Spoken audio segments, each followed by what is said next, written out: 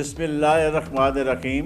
السلام علیکم معزز ناظرین، آپ دیکھ رہے ہیں SRM پنڈی نیوز چینل۔ ہم آپ کو اپنے چینل میں خوش آمدید کہتے ہیں۔ آپ سے درخواست ہے کہ آپ ہمارے چینل کو سبسکرائب کریں تو اپنے دوستوں عزیزوں کو بھیج کر انہیں بھی سبسکرائب کرنے کے لیے کہیں۔ تو آئیے چلتے ہیں آج کے نیوز بلیٹن کی طرف۔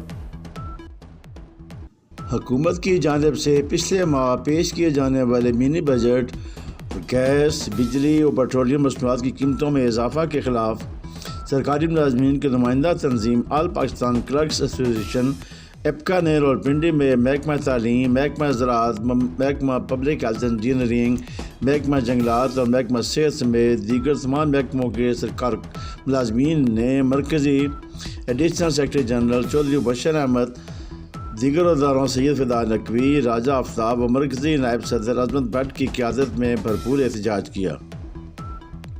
Directorate of education May road میں قائدین نے خطاب کرتے ہوئے کہا کہ موجودہ مہنگائی نے ملازمین کو بھوک افلاس کے چکے میں دھکیل دیا ہے، جس سے لوگ خودکشیوں پر مجبور ہیں۔ چھوٹے ملازمین کے گھروں کے چولہے ٹھنڈے پڑ گئے ہیں۔ بچوں کے لیے رہائش سمیت کھانے پینے کی اشیاء پوری کرنا ناممکن ہو چکا ہے، لیکن حکومت روز بروز ٹیکسوں اور بلوں میں اضافہ کر کے ملازمین کو زندہ درگور کر رہی ہے۔ دوسری جانب تنخواہوں اور الاؤنسز میں کوئی اضافہ نہیں کیا جا رہا، جس سے مالی مشکلات میں اضافہ ہو چکا ہے۔ انہوں نے مطالبہ کیا کہ حکومت سرکاری ملازمین کا میڈیکل اور کنوینس الاؤنس میں 10,000 روپے مقرر کرے۔ ہاؤس رینٹ موجودہ پے اسکیلوں پر 60% شرح سے ملک بھر کے ملازمین کو دیا جائے۔ مہنگائی کے تناسب سے تنخواہوں اور پینشن میں 100% اضافہ کیا جائے۔ سید فدا نقوی نے کہا کہ ملک کی اشرافیہ نے ملک کے وسائل کی لوٹ مچا رکھی ہے۔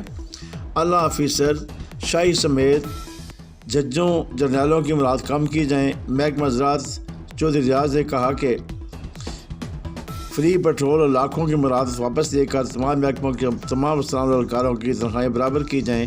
مرزا توقیر اور طارق عزیز نے کہا کہ ایپکا نے ملک بھر میں سرکاری دفاتر میں ہڑتال اور تالہ بندی کر رکھی ہے۔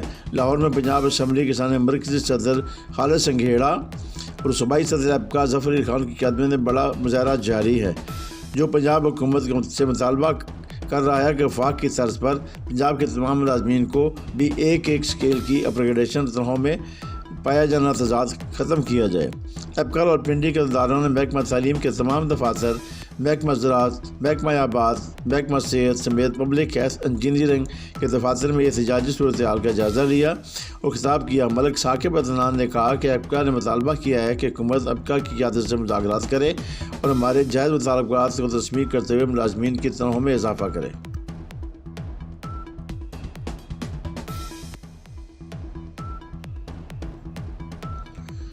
ضلع راولپنڈی کے تمام نجی تعلیمی ادارے شجرکاری مہم میں بھرپور حصہ لیں۔ ہر ادارہ کم از کم 50 پودے ضرور لگائے اور ان کی جیو ٹیگنگ کر کے متعلقہ تعلیمی افسران کو بھیج دیں۔ ان خیالات کا اظہار آل پاکستان پرائیویٹ اسکولز مینجمنٹ ایسوسی ایشن راولپنڈی ڈویژن کے صدر اور ممبر ڈسٹرکٹ رجسٹریشن اتھارٹی راولپنڈی ابرار احمد خان نے اپنے بیان میں کیا ہے۔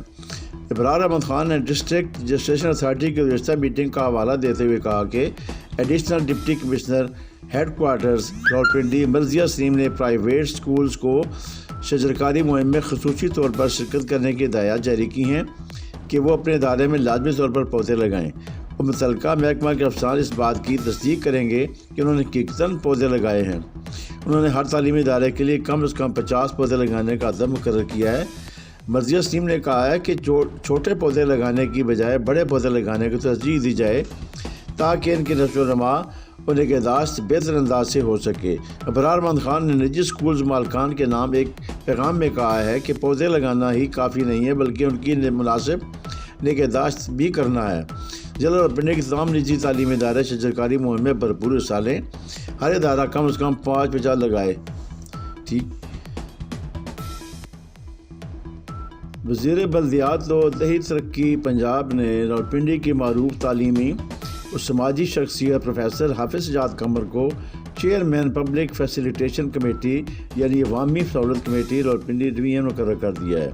حافظ سجاد قمر کو عوامی سہولت کمیٹی کا چیئرمین مقرر کرنے کا مقصد عوام کو سہولیات کی بہتر فراہمی ہے اور شہر میں صفائی ستھرائی، تجاوزات کے خاتمے اور دیگر سہولیات فراہم کرنا ہے۔ اس مقصد کے لیے پنجاب بھر میں ڈویژنل سطح پر پبلک فیسیلیٹیشن کمیٹیاں قائم کر دی گئی ہیں۔ اس سلسلے میں پروفیسر سجاد قمر کو راولپنڈی ریجن کا چیئرمین مقرر کیا ہے کہ اس کا باقاعدہ نوٹیفکیشن وزیر بلدیات نے ایک ملاقات میں پروفیسر سجاد قمر کے حوالے کر دیا ہے اور اس سلسلے میں سیکرٹری اور کمشنر سمیت تمام سرکاری افسران کو آگاہ کر دیا گیا ہے کہ وہ چیئرمین کے ساتھ مکمل تعاون کریں۔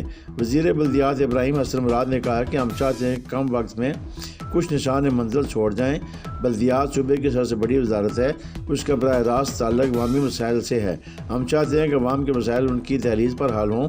اس موقع پر پروفیسر حافظ سجاد قمر نے وزیر بلدیات کو یقین دلایا کہ وہ ان کی سوچ کے مطابق عوام کو بہتر سہولیات فراہمی کے لیے ہر ممکن اقدام اٹھائیں گے اور سلسلے میں معاشرے کے تمام طبقات کو ساتھ لے کر چلیں گے۔ انہوں نے کہا کہ سارے کام عوام کے تعاون سے پایہ تکمیل تک پہنچ سکتے ہیں اور میں اپنے تمام وسائل بروئے کار لاتے ہوئے اپنی تمام صلاحیتیں استعمال کرتے ہوئے یہ فرائض سر انجام دوں گا۔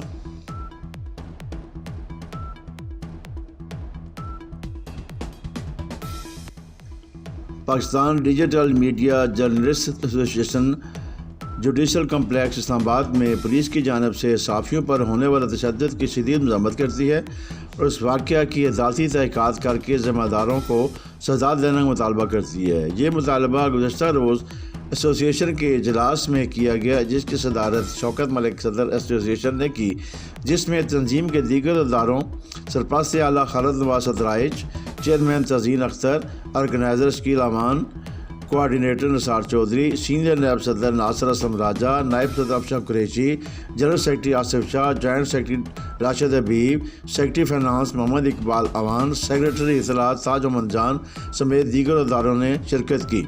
اجلاس میں جوڈیشل کمپلیکس اسلام آباد میں پی ٹی آئی کے چیئرمین عمران خان کی پیشی کے موقع پر پیشہ ورانہ فرائض کی ادائیگی کے لیے مختلف چینلز اور اخبارات کے رپورٹرز پر پولیس کی جانب سے بلا وجہ بہیمانہ تشدد کرنے کے واقعہ کی شدید الفاظ میں مذمت کی گئی اور اسے آزادی صحافت پر حملہ قرار دیا گیا۔ اجلاس میں حکومت سے مطالبہ کیا گیا کہ ایسے واقعات کی روک تھام کے لیے اقدامات اٹھائے جائیں اور منگل کے روز ہونے والے واقعہ کی عدالتی تحقیقات کر کے ذمہ داروں کے خلاف سخت کارروائی عمل میں لائی جائے، ورنہ صحافی اپنا لائحہ عمل طے کرنے میں حق بجانب ہوں گے۔ مرکزی تنظیم تاجران پنجاب اور انجمن شہریان راولپنڈی اسٹیٹ کے صدر شرجیل میر نے کمشنر راولپنڈی ڈویژن لیاقت علی چٹھا سے ملاقات کی۔ اس موقع پر جنرل مینیجر پی سی ہوٹل عقیل عباسی بھی موجود تھے۔ اس موقع پر شرجیل میر نے کہا کہ انسداد تجاوزات مہم کے باعث شہر میں ٹریفک کی روانی میں 30% بہتری آئی ہے اور کچھ فرق پڑا ہے، لیکن اس ضمن میں مزید کارروائی کرنے کی اشد ضرورت ہے۔ اسی طرح زمینوں پر قبضے کے واقعات بھی بڑھ رہے ہیں۔ شہر میں اسٹریٹ لائٹس کا بھی مسئلہ ہے، جس کی وجہ سے جرائم پیشہ افراد فائدہ اٹھا رہے ہیں، جس پر کمشنر راولپنڈی ڈویژن لیاقت علی چٹھا نے کہا کہ تجاوزات کے خلاف میٹروپولیٹن کارپوریشن کا آپریشن جاری ہے، جبکہ صفائی کے معاملے میں بھی زیرو ٹالرنس ہے۔ ہم شہر کو ویسٹ کے لحاظ سے زیرو بنا رہے ہیں۔ اسٹریٹ لائٹ سمیت شہر کے دیگر مسائل ترجیحی بنیادوں پر حل کرنے کے لیے کوئی کسر نہیں اٹھا رکھیں گے۔ اس پر شرجیل میر نے کمشنر راولپنڈی ڈویژن لیاقت علی چٹھے کا شکریہ ادا کیا۔